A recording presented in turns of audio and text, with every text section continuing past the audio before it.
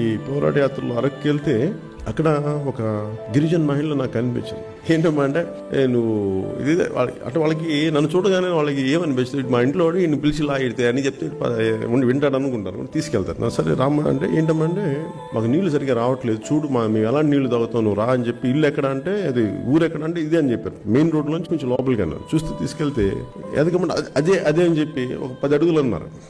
ఆ 10 అడుగులు కాస్త 1000 అడుగులు అయింది రావట్లేదు. ఇంకెంత దూరం 7 కిలోమీటర్లు నడిపించాను నాకు. అని ఎందుకు చెప్తున్నాను, రోల్ మోడల్ కనెక్ట్ చేస్తున్నాను. వెళ్ళి లోపలికి వెళ్తున్నప్పుడు పాపం ఒక 70 ఏళ్ళు ఉండే ఆవిడికి. లోపలికి వెళ్తే ఊరంతా తిప్పారు. ఆ మట్టి ఎలా ఉందంటే జారిపోతుంది, ఎగుడు దిగుడు మధ్యలో జారిపోతుంటే నేను అన్నాను, నేను ఇంకా 2-3 సార్లు పడబోయాను. ఏమ్మా మీరు పడరా అంటే ఇంకా వర్షం లేదు ఆ రోజున. ఎందుకు పడం బాబు, పడతాం అని చెప్పి మళ్ళీ నవ్వుకుంటాను. మళ్ళీ ఎందుకు తప్పదు కదా, మేము లేచి మళ్ళీ నడవాలని.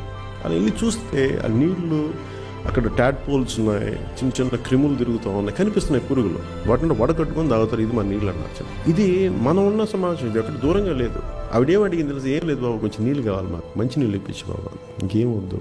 అది కూడా ఇప్పుడు అడగలే, నువ్వు ఎప్పుడు గవర్నమెంట్ ఫామ్ చేశాక మా ఊరిని గుర్తుపెట్టు, అందుకు చెప్తున్నాను నీకు. అంటే నాకు ఆవిడ రోల్ మోడల్ ఎందుకు అనిపించిందంటే ఇన్ని కష్టాలని, ఇన్ని సమస్యలు, అంటే అంత వయసులో పడిపోతాం బాబు, చట్టం ఇబ్బెడద్ది కానీ లేచి వెళ్ళాలి కదా. అంటే ఒక కంప్లైంట్ లేదు.